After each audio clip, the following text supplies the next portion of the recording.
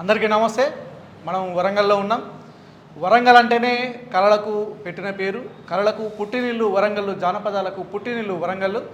ఇట్లాంటి వరంగల్ గడ్డ మీద ఎంతోమంది జానపద కళాకారులు ఈ వరంగల్ గడ్డకి పేరు తెచ్చారు. అట్లాంటి వరంగల్లో పుట్టినటువంటి కళాకారుడు, పేరు ఉన్నటువంటి కళాకారుడు గడ్డం సుధాకర్ గారు మనతో ఉన్నారు. వారిని అడిగి వారితో వారి కళారంగము, వారి అనుభవాన్ని గురించి మనం తెలుసుకుందాం. అన్న గడ్డం సుధాకర్ అన్న, నమస్తే. నమస్తే. బాగున్నారా అన్న? ఓకే అన్న, వరంగల్ అంటేనే కళలకు పెట్టింది పేరు. ఒకప్పుడు శంకరన్న కావచ్చు, సారంగపాణన్న కావచ్చు, వాళ్ళకంటే ముందు నుంచి కూడా జానపదాలు అంటే వరంగల్, కరీంనగర్ రెండు చాలా పోటాపోటీగా ఉండేది తెలంగాణ రాష్ట్రం. అట్లాంటి వరంగల్ జిల్లాలో మీరు ఎన్ని సంవత్సరాల నుంచి ఈ కళారంగంలో ఉన్నారు?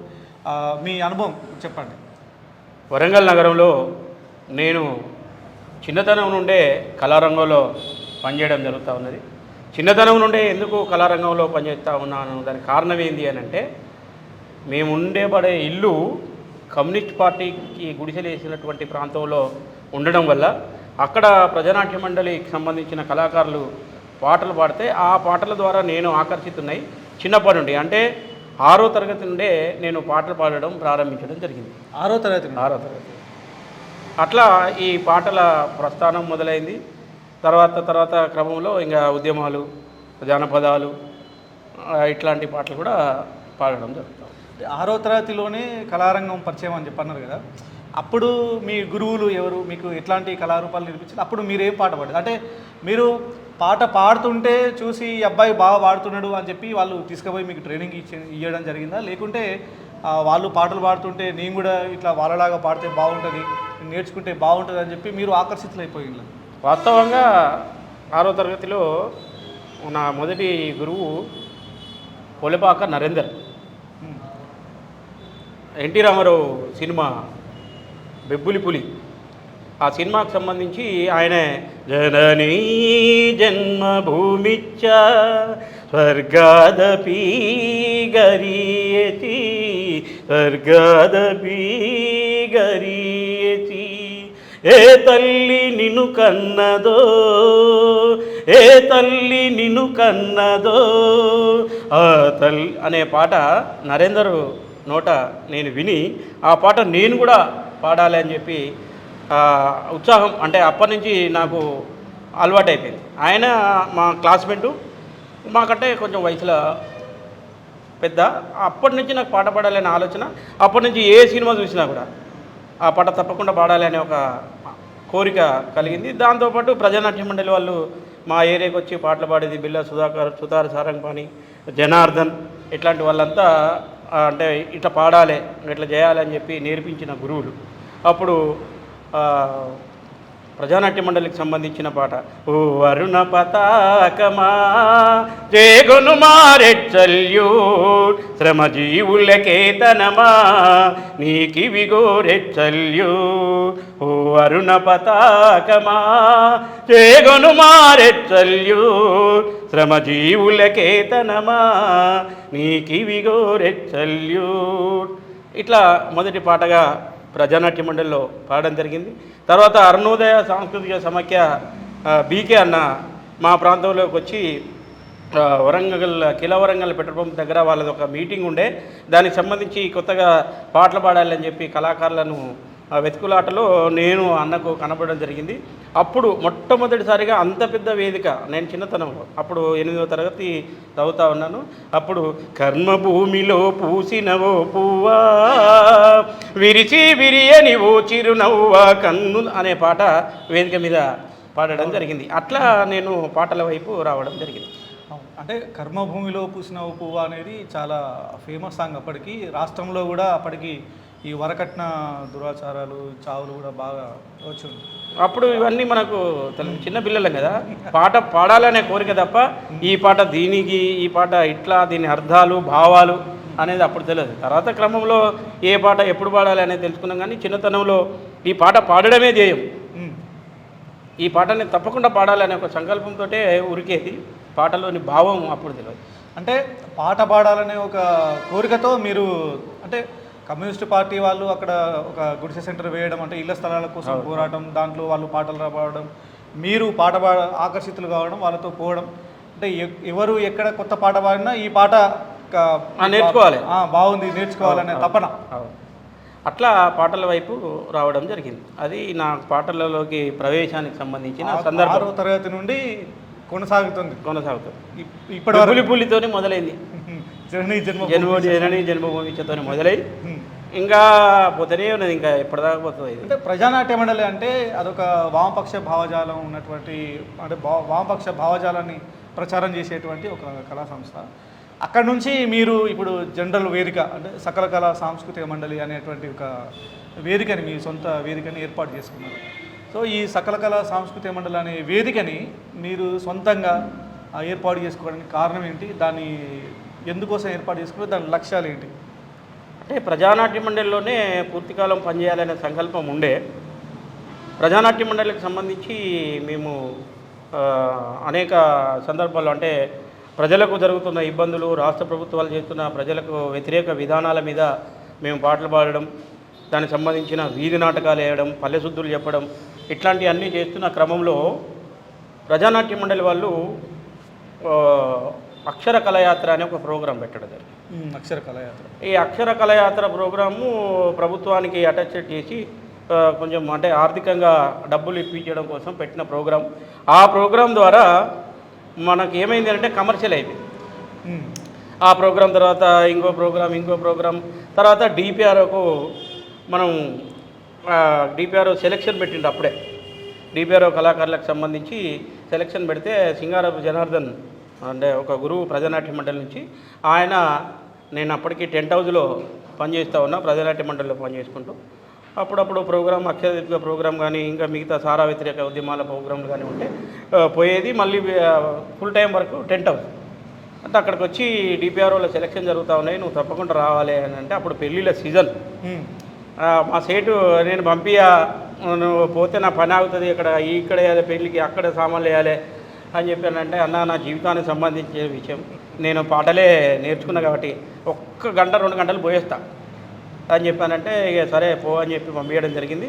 ఆ పోయిన సందర్భంలో జనార్దన్ అన్న టీము డిపిఆర్ఓల ఏ గ్రేడ్గా ఎన్నిక కావడం జరిగింది. అప్పుడు పల్లెశుద్ధుల టీమ్గా మనం సెలెక్ట్ కావడం. ఈ పల్లెశుద్ధుల టీం డిపిఆర్ఓ సమాచార పౌర సంబంధాల శాఖలో సెలెక్ట్ అయిన తర్వాత ఇక ప్రజానాట్య మండలి తక్కువ సమయం ప్రజానాట్య మండలికి ఇవ్వడం జరిగింది. ఎందుకు? ఇటు డబ్బులు వస్తూ ఉన్నాయి, ఇటు వేదికలు కనబడతా ఉన్నాయి, ఇటు మైకులు కనబడతా ఉన్నాయి. ఇవన్నీ చూస్తే ఈ రోడ్ల మీద పాటలు పాడు, మైక్ ఉండదు, జనాలు ఉండరు, ఎవరినో మనం పాట పాడి పిలిచే పరిస్థితి ఏంది, ఇక్కడ పోయి ఇట్లా వేదిక ఎక్కడనే పాటలు కొడతాను అనే ఒక కమర్షియల్ భావం వచ్చేసి ఈ అభ్యుదయ భావాలకు సంబంధించి తక్కువ సమయం కేటాయించుకుంటూ ప్రభుత్వ ప్రచార కార్యక్రమాల వైపు ఎక్కువ ఆకర్షితులమై, తర్వాత తెలుగుదేశం పార్టీలో చంద్రబాబు నాయుడు అప్పుడు జన్మభూమి కార్యక్రమం పెట్టి జన్మభూమిలో ప్రోగ్రాంలు ఇవ్వడం, అందులో ఒకటి అది ఇవ్వండి సంక్షేమం పొందండి సహకారం అనే నాటకం 23 జిల్లాలలో ప్రదర్శించడం జరిగింది. దాంట్లో ముఖ్యమైన టీం మనదే, కాసర్ల శ్యామన్న ఆ నాటకాన్ని రాయడం జరిగింది.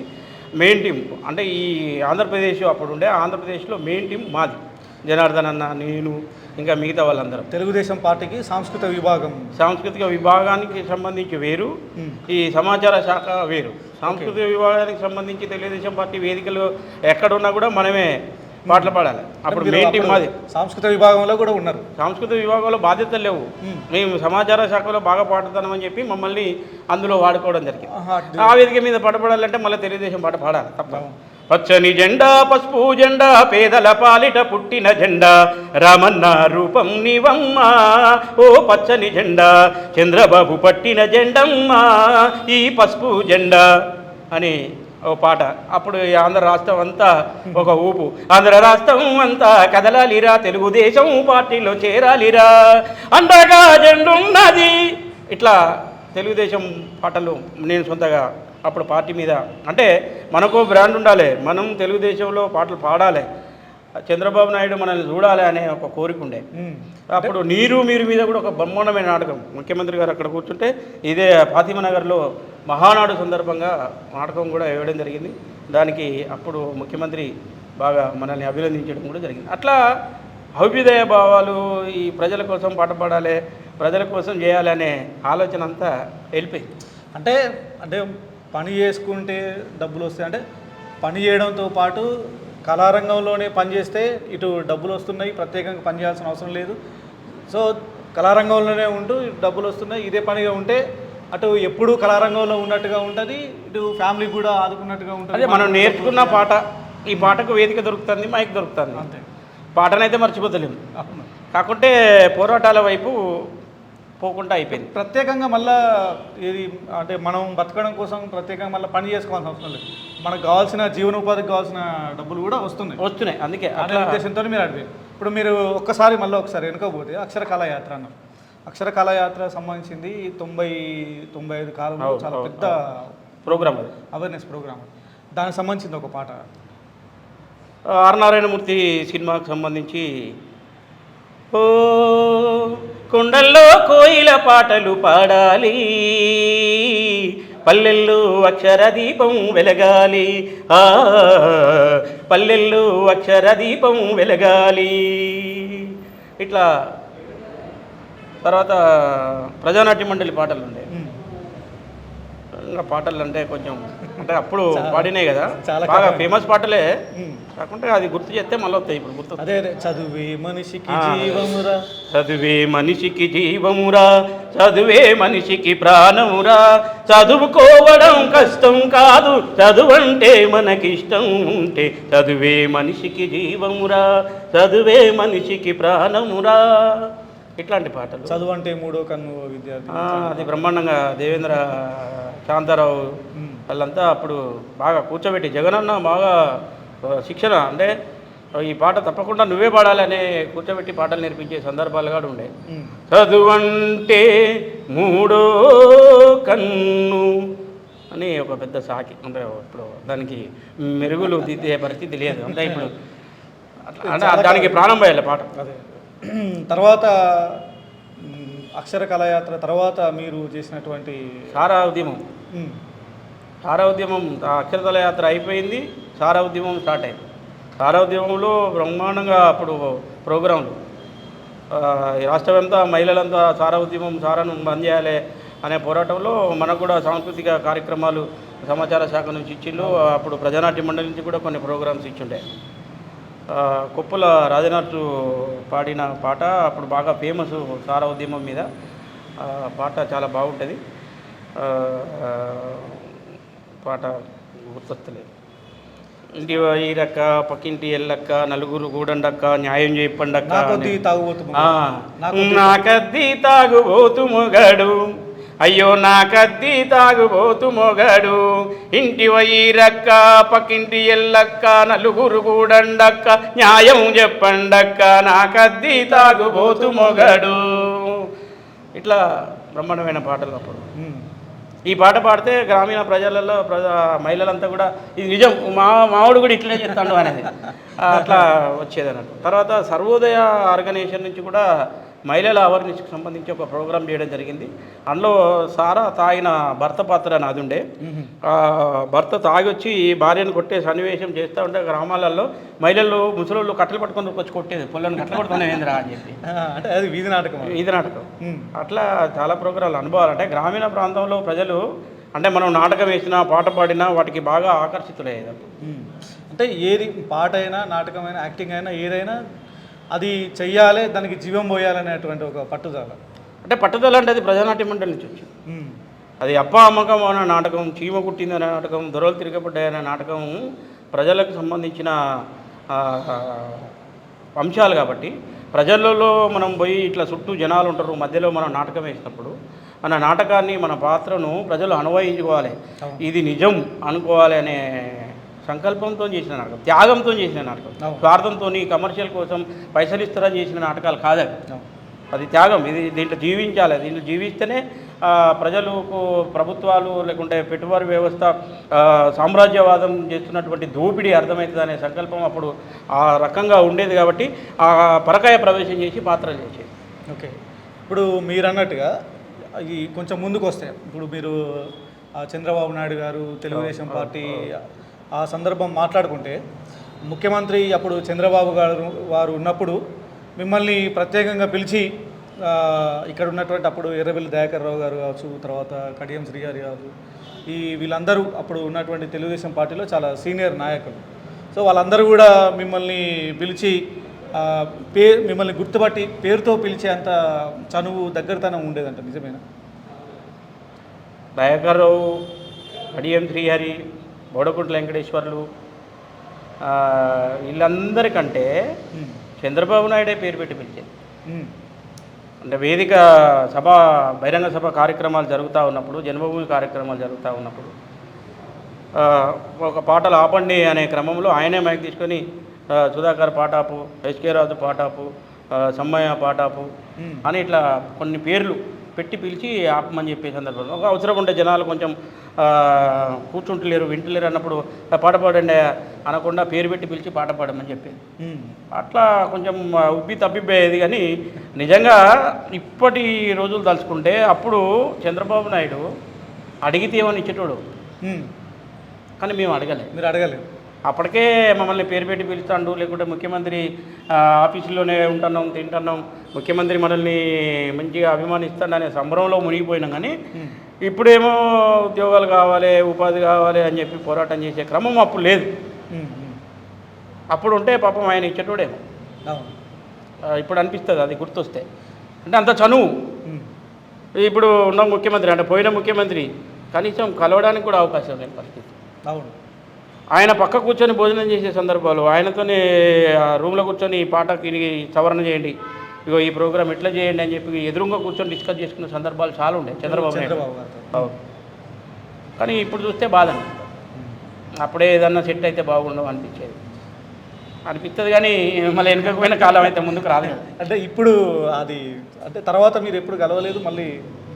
అంటే ఇంకా మనం ఏమైంది అని అంటే సమాచార పౌర సంబంధాల శాఖలో ప్రోగ్రాం చేస్తున్నాం కాబట్టి ప్రభుత్వం పోయింది, కొత్త ప్రభుత్వం మళ్ళీ ప్రోగ్రాం ఇస్తుంది. ప్రోగ్రాం చేయాలనే ఆలోచనే తప్ప మళ్ళీ పోయి ముఖ్యమంత్రిని కలవాలి, మళ్ళీ పోయి ఆయనతో కూర్చోవాలి, ఆయనతో మాట్లాడాలనే ఆలోచన రాలే. వస్తే కలిసేటోళ్ళమేమో, మళ్ళీ ఆంధ్రప్రదేశ్ వేరే అయినప్పుడు కూడా పోయి కలిసేటోళ్ళమేమో. అట్లా రాలే, అసలు ఆలోచన ఎప్పుడు రాలే. మనం ఎప్పుడు పోదామనే కోరిక కూడా ఎవరి లోపల రాలే. అట్లా మనం ఎప్పుడు ఆ కోణంలో ఆలోచించలేదు. సమాచార శాఖ ప్రోగ్రాం చేసుకుంటూ భాషా సాంస్కృతిక తర్వాత సమాచార శాఖ తర్వాత భాషా సాంస్కృతిక శాఖ పరిచయం కావడం, అందులో ప్రోగ్రాం చేసుకుంటూ పోవడం. ఇట్లా కేవీ రమణాచారి గారు ప్రభుత్వ సలహాదారులు, అప్పుడు ఆంధ్రప్రదేశ్ జానపద కళాకారుల సంఘం అని ఒకటి ఉండే, హైదరాబాదులో నిర్మాణం జరిగింది. అందులో పనిచేసినప్పుడు కేవీ రమణాచారి గారు దానికి సలహాదారులుగా ఉండే, ప్రభుత్వానికి సలహాదారు ఉండే, సంఘానికి కూడా సలహాదారుడు ఉండే. అప్పుడు రమణాచారి గారు కూడా మరి కళాకారుల కోసం అంటే అప్పటికి ప్రోగ్రాంలు తగ్గినాయి. అప్పుడు ఉన్న తెలుగుదేశం గవర్నమెంట్ కానీ కాంగ్రెస్ గవర్నమెంట్ కానీ ఇచ్చిన ప్రోగ్రాము ప్రత్యేక తెలంగాణ వచ్చినాక ప్రోగ్రామ్స్ లేవు, సమాచార శాఖ నుంచి లేవు, భాషా సాంస్కృతిక శాఖ నుంచి లేదు, ఉపాధి కరువైతా. ఇది తెలంగాణ రాష్ట్రం వచ్చిన తర్వాత, తెలంగాణ ప్రత్యేక రాష్ట్రం వచ్చిన తర్వాత ఉపాధి లేదు. రోజు ప్రోగ్రామ్స్ అంటే నెలకు 10 రోజులు 15 రోజులు ఇచ్చేది, అది కూడా లేకుండా అయిపోయి అట్లా ఏం చేద్దామని చెప్పి ఆలోచనతో ఈ సంఘాలు నిర్మాణం జరిగినాయి. సమాచార పౌర సంబంధాల శాఖ ద్వారా ప్రోగ్రామ్స్ ఇచ్చేది కళాకారులు. అవి ఎంతమంది కళాకారులు ఉండేది అప్పుడు? ఒక వరంగల్ జిల్లాలోనే 550 మంది కళాకారులు ఉంటాయి. 500 కంటే ఎక్కువ 5000 మంది ఉండేది. 119 టీములు రిజిస్టర్డ్ టీములు ఉన్నాయి వరంగల్లో. 119 రిజిస్టర్డ్ టీములు ఉన్నాయి. A grade, B grade, C గ్రేడ్గా 119 టీములను వాళ్ళు అప్పుడు సెలెక్ట్ చేసి పెట్టుకున్న టీములు. రంగసాయి భట్ అని చెప్పి ఆ సమాచార శాఖలో ఆఫీసర్ ఉంటే ఆయన స్వయంగా వరంగల్కి వచ్చి ఏకశిల పరకులో ఆడిటోరియం ఉండే, అందులో సెలెక్ట్ చేసిన టీములే 119 అంటే 5000 మంది కళాకారులు ఒక వరంగల్ జిల్లాలో పనిచేసేది. ఉమ్మడి జిల్లా 5000 మందికి డిపిఆర్ఓ ద్వారా ఉపాధి లభించింది. తెలంగాణ రాష్ట్రం వచ్చిన తర్వాత డిపిఆర్ఓ ద్వారా ప్రోగ్రామ్స్ ఏం లేవు. ఇప్పుడు ఒక వరంగల్లోనే 5000 మంది ఉండే. ఇంకా నీకు తెలంగాణ రాష్ట్రంలో 10 జిల్లాలు ఉంటాయి. 10 జిల్లాలకు సంబంధించి నీకు 50,000 మంది అవుతారు. అవును. అట్లా తెలంగాణ ఉద్యమంలో ఇంకా కళాకారుల సంఖ్య పెరిగింది. ఎందుకంటే ఈ ధూమ్ధాముల పేరుతో కానీ, వంట వరపుల పేరుతో కానీ, సకల జనుల సమ్మె పేరుతో కానీ, పాట వచ్చినోడు రానోడు, చిర్ర కొట్టినోడు కొట్టనోడు, డప్పు కొట్టొచ్చినోడు కొట్టనోడు కూడా వాళ్ళ ఊర్లో జరిగే ఉద్యమంలో ఏదో రకంగా వాడు ముందుకురికి ఆట ఆడి పాట పాడి నేర్చుకొని పాట పాడిన వాళ్ళు కూడా కళాకారుల సంఖ్య పెరిగింది. ఈ ప్రత్యేక తెలంగాణ రాష్ట్రం వస్తే మన నిధులు మనకు వస్తాయి, మనకు ఉపాధి దొరుకుతాయి, మనకు ఉద్యోగాలు వస్తాయి, మన బతుకులు మంచిగా ఉంటాయని చెప్పానంటే కొంతమంది కళాకారులు స్వార్థంతో కమర్షియల్గా ఎన్ఆర్ఐల దగ్గర కానీ పొలిటికల్ లీడర్ల దగ్గర కానీ మిగతా వాళ్ళ దగ్గర కొన్ని డబ్బులు తీసుకొని ధూమ్ధాములు చేసిళ్ళు కానీ మిగతా వాళ్ళంతా నిజంగా స్వచ్ఛందంగా ఉద్యమంలో పాల్గొన్న కళాకారులు ఎక్కువ ఉంటారు, ఉద్యమం కోసం పనిచేసిన కళాకారులు ఎక్కువ ఉంటారు. అయితే ఆ రకంగా మనం ఆలోచించి ఉద్యమాల్లో ముందు నిలిచి పనిచేస్తే ప్రత్యేక రాష్ట్రం ఏర్పడ్డ తర్వాత అసలు సమాచార శాఖే బంద్ అయిపోయింది. అలా నీకు సమాచార శాఖలో ప్రచారాలకు సంబంధించి ప్రభుత్వ పథకాల ప్రచారాలకు సంబంధించి కంప్లీట్ బడ్జెట్ వచ్చులేదు, ప్రోగ్రామ్ చేసులేదు. ఏం చేసిండు ముఖ్యమంత్రి గారు అంటే ఈ సాంస్కృతిక సారథి అని ఒకటి పెట్టి అందులో రాష్ట్ర వ్యాప్తంగా ఒక 550 మందికి ప్రోగ్రాంలు ఇవ్వడం స్టార్ట్ చేసిండు. ఈ అన్ని డిపార్ట్మెంట్లు అంటే నీకు హెచ్ఐవి కానీ డిఎంఎన్హెచ్ఓ కానీ మిగతా డిపిఎఫ్ కానీ ఇట్లాంటి నిధులన్నీ కూడా ఈ సాంస్కృతిక సారథి వైపు మళ్లించి ఒక 500 మందికి ఉపాధి పెట్టే దిశగా ఆయన ఒక ప్రణాళిక తయారు చేశారు. 550 మందికి ఉద్యోగాలు ఉద్యోగాలు పేరుతో అదే ఉపాధి 550 మందికి ఉపాధి ఉద్యోగమో, అది స్వచ్ఛంద సంస్థ ప్రభుత్వ ఉద్యోగమో, అది ఇంకా ఏడా తెలియలే. ఇప్పుడు మీరు చెప్పినట్టు డిపిఆర్ఓ ఒక వరంగల్ జిల్లాలో డిపిఆర్ఓ గుర్తించిన కళాకారులే 5,000 మంది ఉంటారు. కానీ తెలంగాణ వచ్చిన తర్వాత రాష్ట్ర ప్రభుత్వం ఉద్యోగాలు ఇచ్చింది మాత్రం 550 మంది. 550 మంది అంటే ఇంకా 4,000 మంది వరంగల్ జిల్లాలోనే ఉన్నారు ఉపాధి లేకుండా ఉన్నారు. వరంగల్ జిల్లాలో ఉన్నారు. వరంగల్ జిల్లాలో అంటే అన్ని కళారంగాలకు సంబంధించి ఇప్పుడు వాళ్ళు ఏం చేసిండ్రు అంటే ఉద్యోగాల పేరుతోటి ధూమ్ధాముల పాటలు పాడిన వాళ్ళకే అని చెప్పింది.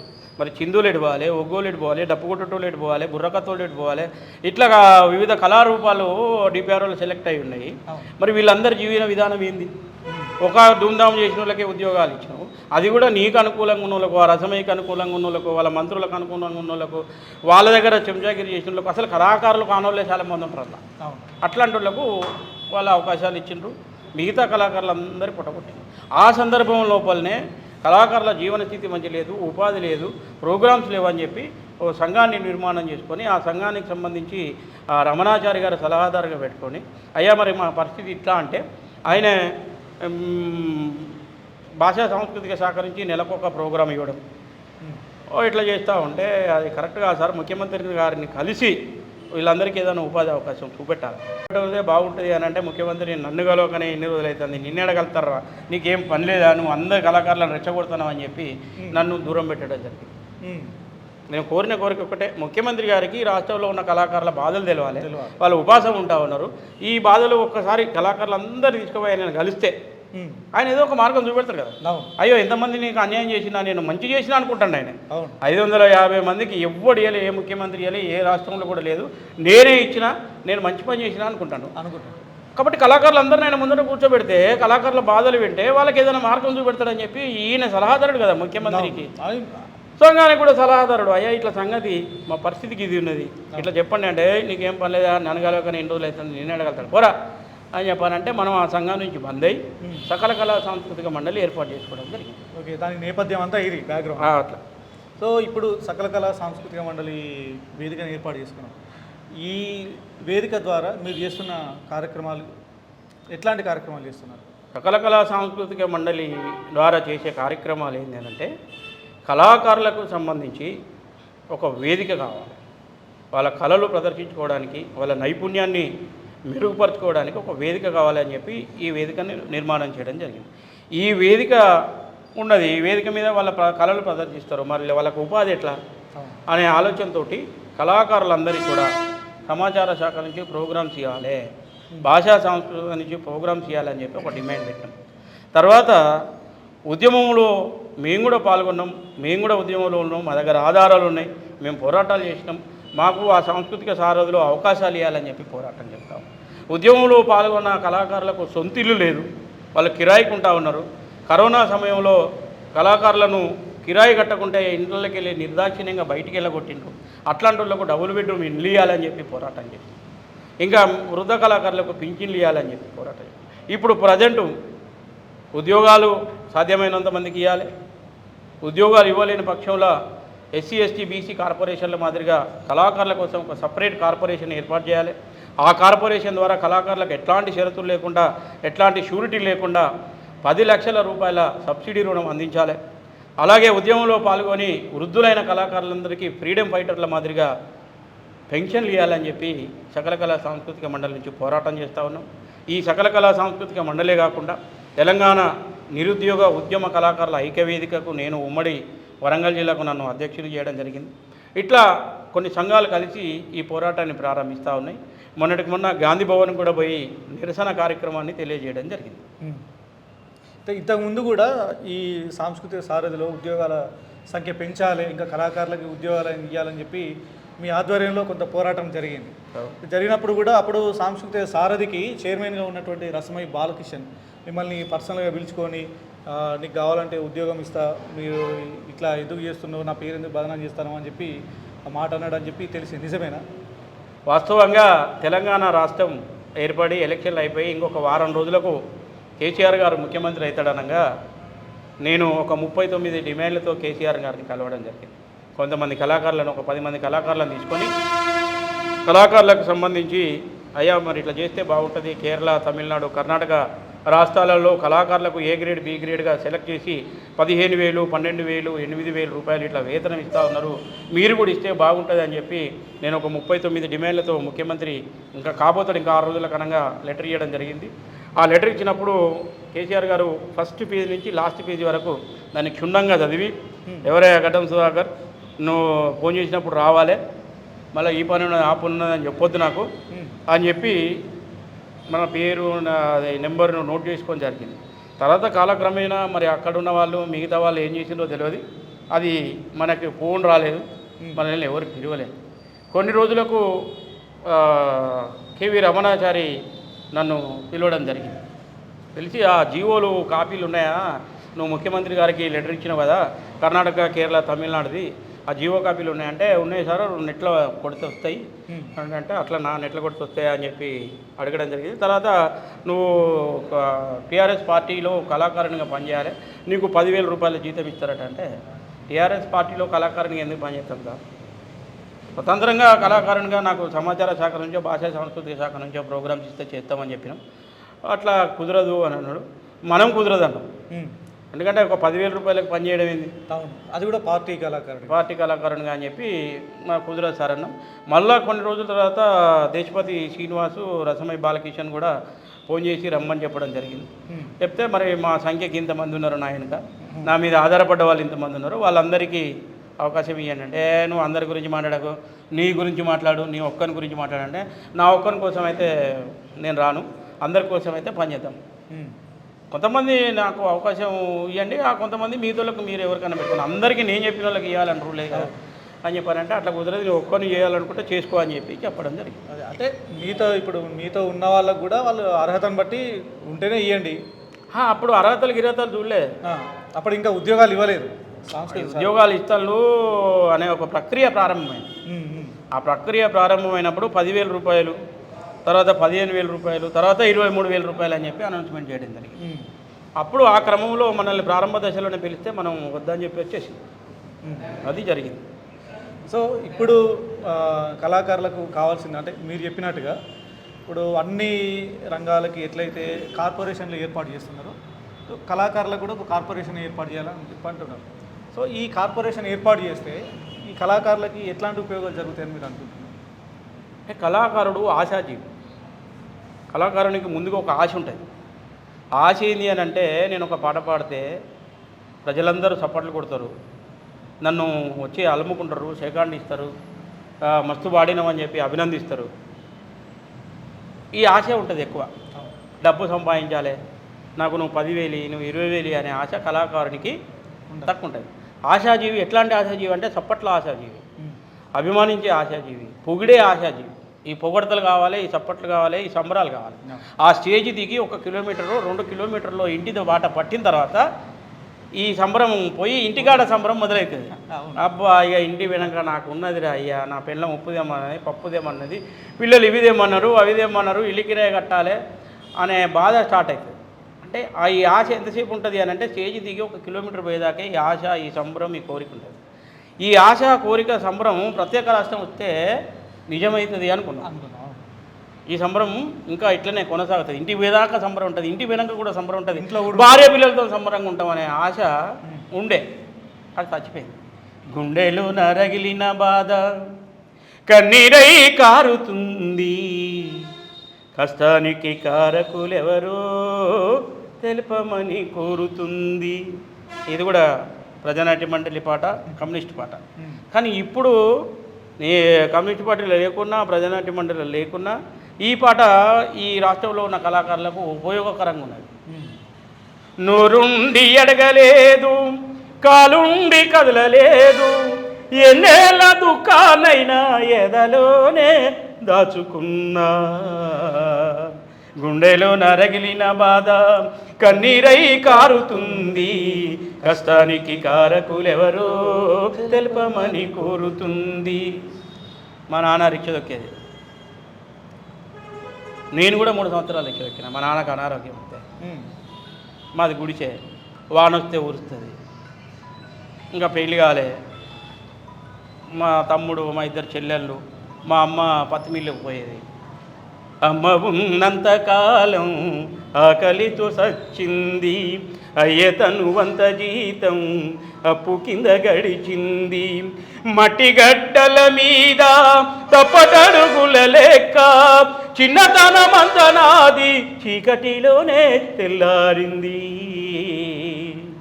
గుండెలో నరగిలిన బాధ కన్నీరై కారుతుంది, కష్టానికి కారకులెవరో తెలుపమని కోరుతుంది.